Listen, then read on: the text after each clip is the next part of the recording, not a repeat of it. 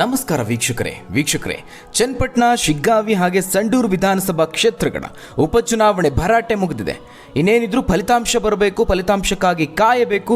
ಆದರೆ ಈ ನಡುವೆ ಗೆಲ್ಲುವ ಕುದುರೆ ಯಾರು ಅನ್ನೋ ಲೆಕ್ಕಾಚಾರ ಶುರುವಾಗಿದೆ. ಅದರಲ್ಲೂ ಚನ್ನಪಟ್ಟಣದಲ್ಲಿ ಯಾರು ಗೆಲುವನ್ನು ಸಾಧಿಸ್ತಾರೆ, ವಿಜಯಲಕ್ಷ್ಮಿ ಯಾರಿಗೆ ಒಲಿಯುತ್ತೆ ಅನ್ನೋದು ಭಾರೀ ಕುತೂಹಲವನ್ನು ಕೆರಳಿಸ್ತಾ ಇದೆ. ದಿನದಿಂದ ದಿನಕ್ಕೆ ಇದು ಹೆಚ್ಚಾಗ್ತಿದೆ ಅಂತ ಹೇಳಬಹುದು. ಈಗಾಗಲೇ ಕಾಂಗ್ರೆಸ್ ನಾಯಕರುಗಳ ಲೆಕ್ಕಾಚಾರ, ಮೈತ್ರಿ ನಾಯಕರ ಲೆಕ್ಕಾಚಾರ, ಬೂತ್ ಮಟ್ಟದ ಸರ್ವೆಗಳು, ಕಾರ್ಯಕರ್ತರ ಅಭಿಪ್ರಾಯ ಇವೆಲ್ಲದರ ಆಧಾರದ ಮೇಲೆ ಫಲಿತಾಂಶ ಏನಾಗಬಹುದು ಅನ್ನೋದ್ರ ಬಗ್ಗೆ ಸಮೀಕ್ಷೆಗಳು ಹೊರಬಿದ್ದಿದೆ. ಅದನ್ನು ನೀವು ಸಹ ಗಮನಿಸಿರಬಹುದು. ಆದರೆ ವೀಕ್ಷಕರೇ, ಈಗ ಸಟ್ಟಾ ಬಜಾರ್ನ ಸರದಿ. ಈಗಾಗಲೇ ನಾಯಕರುಗಳು ಕ್ಷೇತ್ರದಲ್ಲಿ ಗೆಲುವನ್ನು ಸಾಧಿಸುವ ಬಗ್ಗೆ ವಿಶ್ವಾಸವನ್ನು ವ್ಯಕ್ತಪಡಿಸಿದ್ದಾರೆ. ತಮ್ಮ ಪಕ್ಷದ ಅಭ್ಯರ್ಥಿಗಳ ವಿಚಾರವಾಗಿ ಮೆಚ್ಚುಗೆಯ ಮಾತುಗಳನ್ನಾಡಿದ್ದಾರೆ. ಹೀಗಾಗಿ ಚನ್ನಪಟ್ಟಣ ಗೆಲ್ಲುವ ರಣಕಲಿ ಯಾರು ಅನ್ನೋದು ತೀವ್ರ ಕುತೂಹಲವನ್ನು ಮೂಡಿಸಿದೆ. ಇದೆಲ್ಲದರ ಮಧ್ಯೆ ಈಗ ಸಟ್ಟಾ ಬಜಾರ್ ಸಮೀಕ್ಷೆ ಹೊರಬಿದ್ದಿದೆ.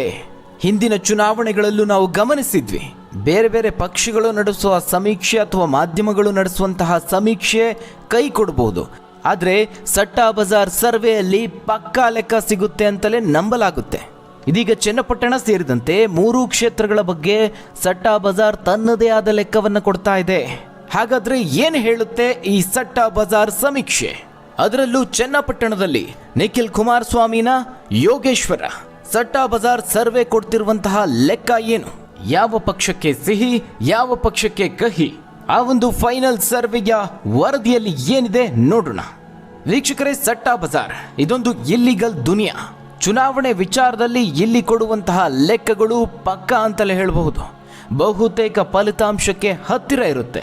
ಅದರಲ್ಲೂ ಕೊನೆ ಕ್ಷಣದವರೆಗೂ ಇದು ಚಾಲ್ತಿಯಲ್ಲಿರೋದ್ರಿಂದ ರಾಜಕೀಯ ನಾಯಕರು ಸಹ ಈ ಲೆಕ್ಕಗಳನ್ನು ನಂಬ್ತಾರೆ.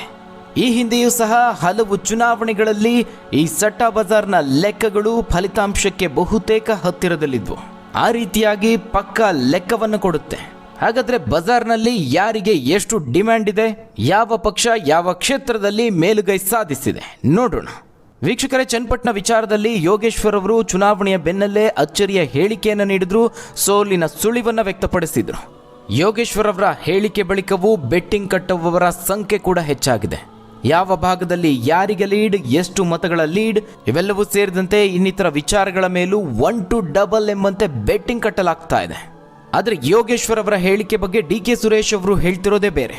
ಕಾರ್ಯಕರ್ತರು ಬೆಟ್ಟಿಂಗ್ ಜಾಲಕ್ಕೆ ಸಿಲುಕದೇ ಇರಲಿ ಅಂತ ಯೋಗೇಶ್ವರ್ ಈ ರೀತಿಯಾಗಿ ಹೇಳಿಕೆ ನೀಡ್ತಿದ್ದಾರೆ. 50-50 ಅನ್ನುವಂತಹ ಹೇಳಿಕೆ ಕೊಟ್ಟರೆ ಯಾರ ಮೇಲೆ ಅಂತ ಬೆಟ್ಟಿಂಗ್ ಕಟ್ಟೋದಕ್ಕೆ ಸಾಧ್ಯ? ಈ ಆಲೋಚನೆಯಲ್ಲಿ ಬೆಟ್ಟಿಂಗ್ ಜಾಲಕ್ಕೆ ಯಾರು ಸಿಲುಕದೇ ಇರಲಿ ಅಂತ ಯೋಗೇಶ್ವರ್ ಅವರು ಈ ರೀತಿಯಾಗಿ ಹೇಳಿಕೆ ನೀಡಿದ್ದಾರೆ ಅಂತ ಡಿ.ಕೆ. ಸುರೇಶ್ ಅವರು ಸಮರ್ಥಿಸಿಕೊಂಡಿದ್ದಾರೆ. ಆದರೆ ಬೆಟ್ಟಿಂಗ್ ಮಾತ್ರ ಎಗ್ಗಿಲ್ಲದೆ ನಡೀತಾ ಇದೆ. ಚನ್ನಪಟ್ಟಣ ಉಪಚುನಾವಣೆಯನ್ನು ದುಬಾರಿ ಚುನಾವಣೆ ಅಂತಲೂ ಕರೆಯಲಾಗ್ತಾ ಇದೆ. ಅದಕ್ಕೆ ಕಾರಣ ಚುನಾವಣೆಯಲ್ಲಿ ಹಣದ ಹೊಳೆಯನ್ನೇ ಹರಿಸಲಾಗಿದೆ ಅನ್ನೋ ಆರೋಪ ಕೇಳಿ ಬಂದಿದೆ. ಜೊತೆಗೆ ಕೋಟಿ ಹಣ ಸಟ್ಟಾ ಬಜಾರ್ನಲ್ಲಿ ಹರಿದಾಡ್ತಾ ಇದೆ. ಪಕ್ಷಗಳ ಮೇಲೆ, ಅಭ್ಯರ್ಥಿಗಳ ಮೇಲೆ, ಲೀಡ್ಗಳ ಆಧಾರದ ಮೇಲೆ ಬೆಟ್ಟಿಂಗ್ ಕಟ್ಟಲಾಗ್ತಾ ಇದೆ. ಇಲ್ಲಿ ಅಭ್ಯರ್ಥಿಗಳಿಗಿಂತ ಹೆಚ್ಚಾಗಿ ಒಕ್ಕಲಿಗ ನಾಯಕರುಗಳಾಗಿರುವ ಡಿ.ಕೆ. ಶಿವಕುಮಾರ್ ಹಾಗೆ ಎಚ್.ಡಿ. ದೇವೇಗೌಡರ ಕುಟುಂಬದ ನಡುವಿನ ಹೋರಾಟದ ರೀತಿ ಈ ಚುನಾವಣೆ ಕಾಣಿಸ್ಕೊಂಡಿತ್ತು. ಹೀಗಾಗಿ ಇದೇ ಮೊದಲ ಬಾರಿಗೆ ದಾಖಲೆ ಪ್ರಮಾಣದಲ್ಲಿ ಮತದಾನ ಕೂಡ ನಡೆದಿದೆ. 88.81% ಮತದಾನ ಆಗಿರುವಂಥದ್ದು. ಇನ್ನು ವೀಕ್ಷಕರೇ, ಈ ಚುನಾವಣೆಯಲ್ಲಿ ಪ್ರತಿ ಮತಗಳಿಗೆ ದುಬಾರಿ ಹಣವನ್ನು ನೀಡಲಾಗಿದೆ ಅನ್ನುವ ಆರೋಪ ಕೂಡ ಇದೆ. ಕನಿಷ್ಠ 3,000ದಿಂದ ಗರಿಷ್ಠ 5,000ದವರೆಗೂ ಹಣ ಹಂಚಿಕೆ ನಡೆದಿದೆ ಎನ್ನಲಾಗ್ತಾ ಇದೆ. ಎರಡೂ ಪಕ್ಷಗಳಿಂದ ಒಬ್ಬ ಮತದಾರರಿಗೆ 10,000 ರೂಪಾಯಿವರೆಗೂ ಕೊಡಲಾಗಿದೆ ಅಂತ ಮಾಧ್ಯಮಗಳಲ್ಲಿ ವರದಿಯಾಗಿದೆ. ಕ್ಷೇತ್ರದಲ್ಲಿ ಒಟ್ಟು 2.38 ಲಕ್ಷ ಮತದಾರರಿದ್ದಾರೆ. ಅಂದಾಜು 200 ಕೋಟಿಯಷ್ಟು ಹಣ ಹರಿಸಲಾಗಿದೆ ಅನ್ನೋ ಆರೋಪ ಇರುವಂಥದ್ದು. ಇನ್ನು ಈ ಆರೋಪಗಳ ಬೆನ್ನಲ್ಲೇ ಚನ್ನಪಟ್ಟಣದಲ್ಲಿ ಖರೀದಿ ಪ್ರಮಾಣ ಏರಿಕೆಯಾಗಿದೆ. ಒಂದು ಮನೆಯಲ್ಲಿ 4 ಮತದಾರರಿದ್ದರೆ 40,000 ರೂಪಾಯಿಗಳನ್ನು ಚುನಾವಣೆ ನೀಡಿದಂತೆ ಆಗುತ್ತೆ. ಹೀಗಾಗಿ ಅದೇ ಹಣದಲ್ಲಿ ಚಿನ್ನವನ್ನು ಖರೀದಿ ಮಾಡ್ತಿದ್ದಾರೆ. ಬೆಳ್ಳಿ ವಸ್ತುಗಳು, ಎಲೆಕ್ಟ್ರಾನಿಕ್ಸ್ ವಸ್ತುಗಳು, ಹೀಗೆ ಯಾವುದಾದ್ರೂ ಒಂದನ್ನು ಖರೀದಿ ಮಾಡೋದಕ್ಕೆ ಮತದಾರರು ಮುಂದು ನಾ ಮುಂದು ಅಂತ ಹೋಗ್ತಿದ್ದಾರೆ. ಹೀಗಾಗಿ ಕ್ಷೇತ್ರದಲ್ಲಿ ಆರ್ಥಿಕತೆ ಬೂಸ್ಟ್ ಪಡೆದುಕೊಂಡಿದೆ.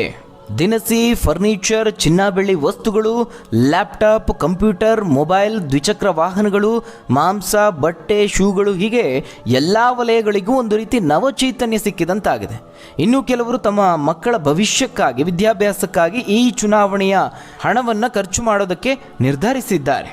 ಇನ್ನು ಕೂಲಿ ಕಾರ್ಮಿಕರು ಸೇರಿದಂತೆ ತೀರಾ ಬಡ ಕುಟುಂಬಕ್ಕೂ ಸಹ ಈ ಚುನಾವಣೆ ಒಂದರ್ಥದಲ್ಲಿ ಆರ್ಥಿಕ ಶಕ್ತಿಯನ್ನು ತುಂಬಿದೆ. 5 ಮತಗಳಿದ್ರೆ 50,000 ರೂಪಾಯಿ ಕುಟುಂಬಕ್ಕೆ ಸಿಕ್ಕಂತಾಗುತ್ತೆ. ಹೀಗಾಗಿ ಅನೇಕ ಕುಟುಂಬಗಳು ಈ ಒಂದು ಹಣವನ್ನು ಬಳಸಿಕೊಂಡು ತೀರ್ಥಯಾತ್ರೆಗೂ ಹೊರಟಿದ್ದಾರೆ ಎನ್ನಲಾಗ್ತಾ ಇದೆ. ಇನ್ನು ಕೆಲ ಮಕ್ಕಳು ಸೈಕಲನ್ನು ಖರೀದಿಸುವಂತಹ ಖುಷಿಯಲ್ಲಿದ್ದರೆ ಇನ್ನು ಕೆಲವರು ತಮ್ಮ ಕೈ ಸಾಲವನ್ನು ತೀರಿಸಿಕೊಂಡಿದ್ದಾರೆ.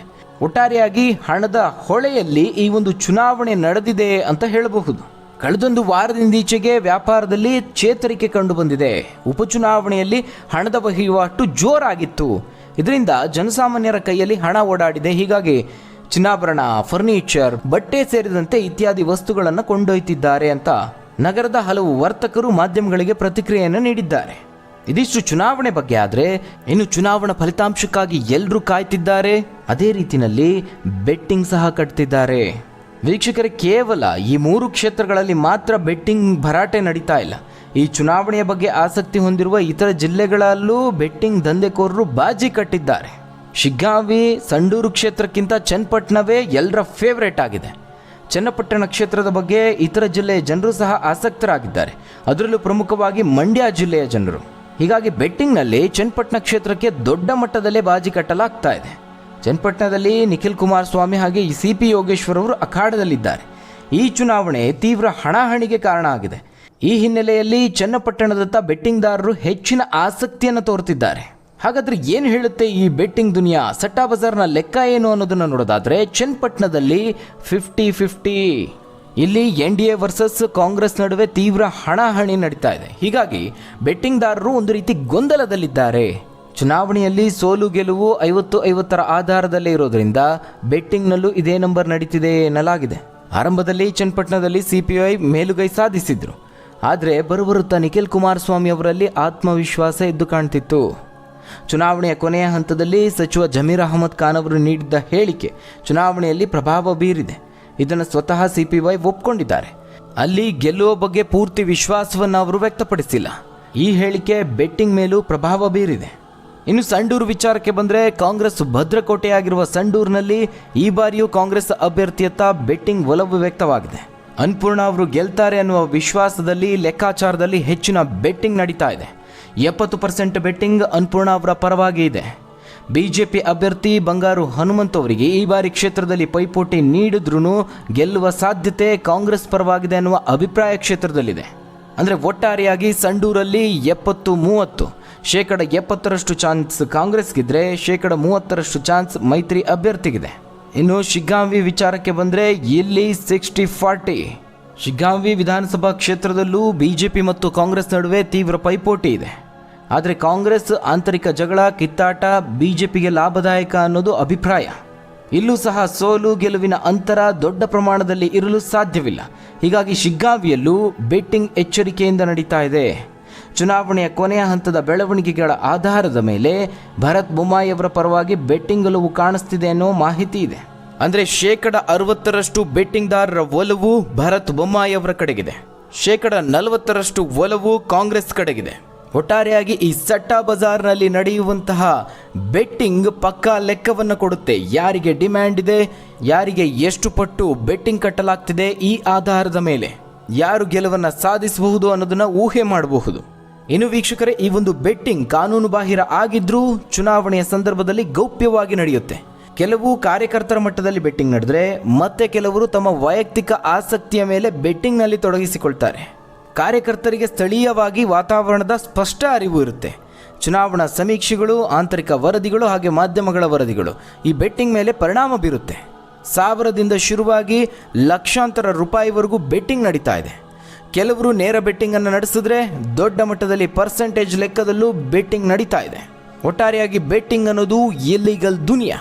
ಬಾಜಿ ಕಟ್ಟುವಂತಹ ಸಾಹಸಕ್ಕೆ ಯಾರು ಕೈ ಹಾಕಬೇಡಿ. ಇದಿಷ್ಟು ಈ ಬೆಟ್ಟಿಂಗ್ ಬಜಾರ್ ಅಥವಾ ಸಟ್ಟಾ ಬಜಾರ್ನಲ್ಲಿ ಯಾವ ಪಕ್ಷ ಮೇಲುಗೈ ಸಾಧಿಸುತ್ತೆ, ಯಾವ ಅಭ್ಯರ್ಥಿಯ ಬಲ ಕುಗ್ಗಿದೆ ಅನ್ನೋದ್ರ ಬಗ್ಗೆ ಒಂದು ವರದಿ. ಹಾಗಾದರೆ ವೀಕ್ಷಕರೇ, ನಿಮ್ಮ ಪ್ರಕಾರ ಯಾವ ಕ್ಷೇತ್ರದಲ್ಲಿ ಯಾವ ಅಭ್ಯರ್ಥಿ ಅಥವಾ ಪಕ್ಷ ಗೆಲುವನ್ನು ಸಾಧಿಸುತ್ತೆ? ತಪ್ಪದೆ ಕಮೆಂಟ್ ಮೂಲಕವಾಗಿ ತಿಳಿಸಿ. ಧನ್ಯವಾದಗಳು ವೀಕ್ಷಕರೇ.